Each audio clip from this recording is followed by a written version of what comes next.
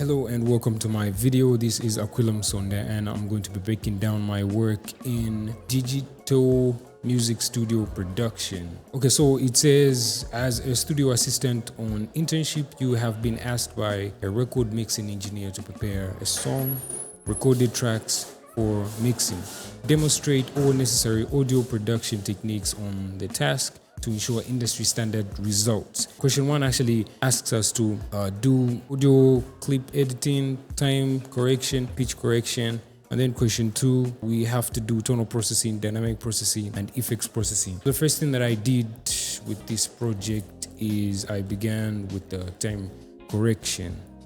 And there's a method that you can do in order to time stretch when you highlight all your samples, all the samples that you want to time stretch. So the time stretching for this project, I've already done it, so I'm just demonstrating the process I did. And after selecting the samples that you want to time correct, you right click on any track because they're already selected. Then you have to group them and you go to group items. You can then right click on the same sample on it or any other sample and then dynamic split items. Let me zoom in a bit. Then after doing that, you can select any of these options, but since we're dealing with time stretching, what I did was add stretch markers to selected items. And then after selecting that, the split option turns on and you can click split and it's going to bring these icons on the tracks, and you can then right click again on the track, item processing, and then quantize position to grid. But that's if you've already changed your snap grid to something suitable that the tracks can easily move. So after doing that, the time stretching wasn't really on point, so I still manually needed to move the tracks individually. But again, here you can't really say individually because the items are selected and they're grouped, so meaning whatever you do on this track happens on all other tracks. So I did the time stretching, so now the music is reasonably on time. The next thing is audio clip editing, and the audio clip editing, what I did is edited all the, I would say, unwanted parts of the music.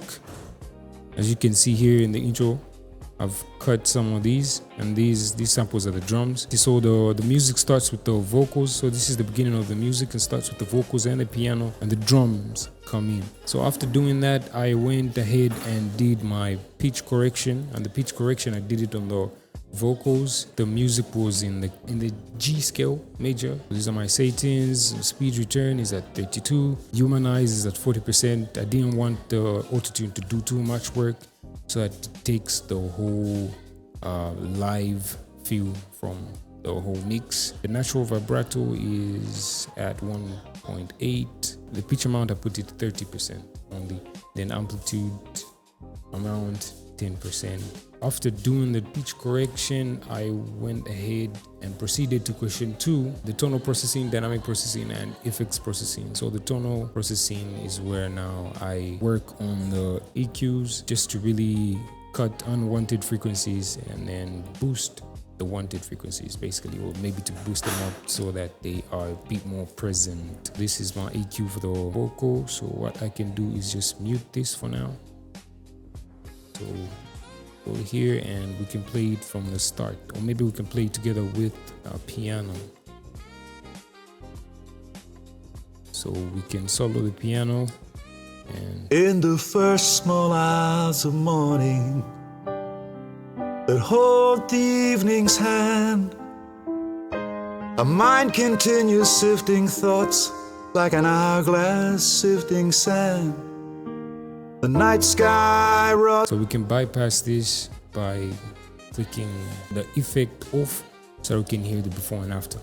In the first small hours of morning. So this is the before. That hold the evening's hand. A mind continues sifting thoughts and like an hourglass sifting. Now this is the after.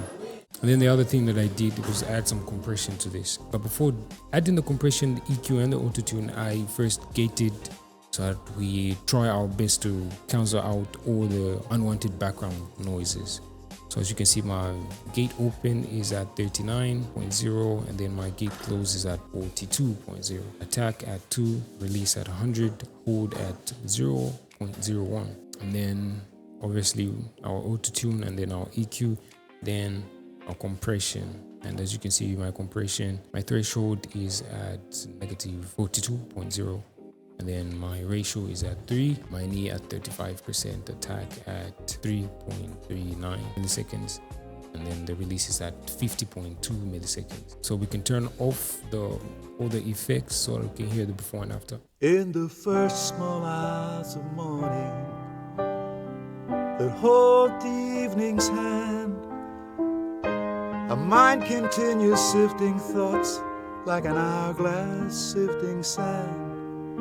So that is it. We can turn it back on.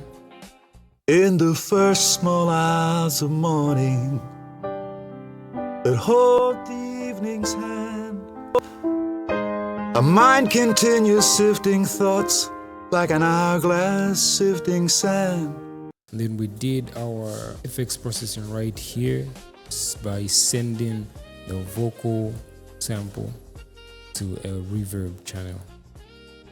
But again, we didn't add too much reverb. In the first small hours of morning that hold the evening's hand, a mind continues sifting thoughts. And then some delay to it. So let's try to switch off the reverb and then just leave the delay on. In the first small hours of morning that hold the evening's hand.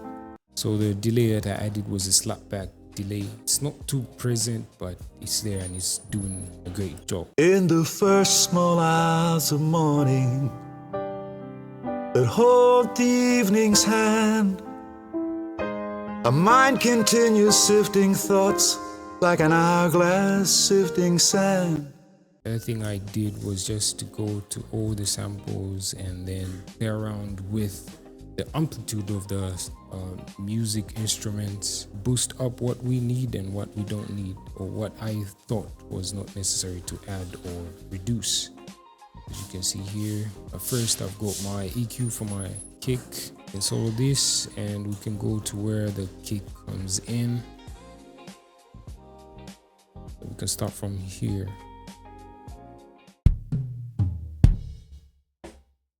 This is the before and after, and then this is the other kick.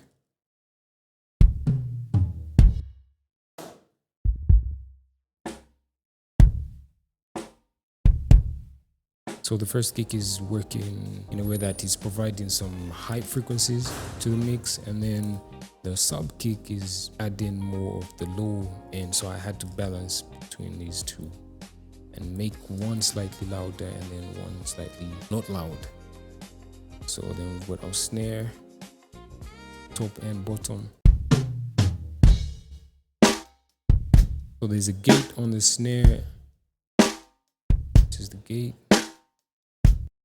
There's another gate on the second snare, the bottom snare. Then we've got our hi-hat. So our hi-hat, the only thing that's there is EQ, and we're cutting out the low ends, and then we are also cutting out some of the mid-range area, because this is like there was a lot of bleed on the hi-hat and you could really hear the snare punch through the hi-hat, so I had to boost this and then take it down. This is how it sounds like.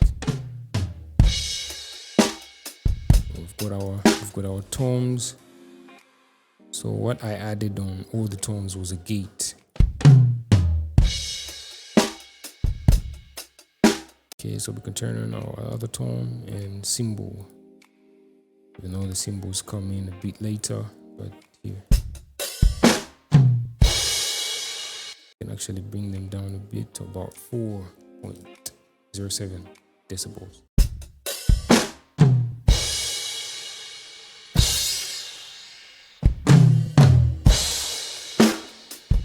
So this is how the drum sound like. So let's try to add the bass.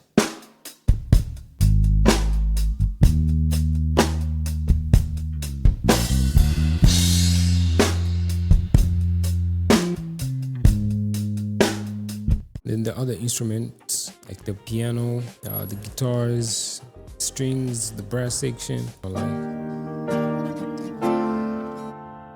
So the piano is at -8 decibels. The guitars are at 0 decibels. So on the piano, I didn't add any effects to it, but on the guitar, so on the guitar, we've got an EQ, which I'm cutting out some of the low end because it sounded too bassy. And since this project has way too many instruments that have got low frequencies, I wanted to at least balance them out so that every instrument that has its own frequency space.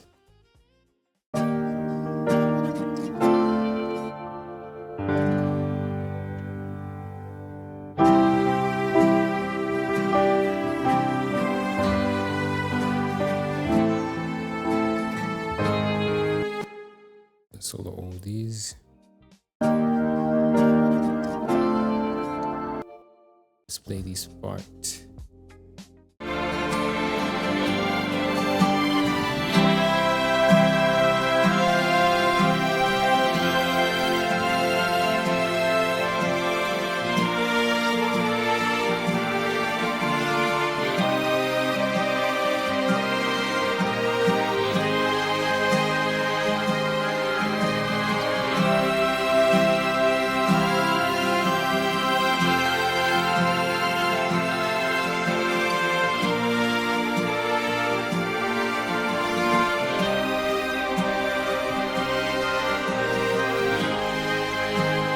So basically that's how much work I did to this project, and I worked a lot on in terms of balancing the whole mix. And what I mean by that is I worked around the faders, sending what's needed into the mix and bringing down slightly what may not be needed. Let me say stuff that may not be required in terms of having too much amplitude. That's it for this video. Thank you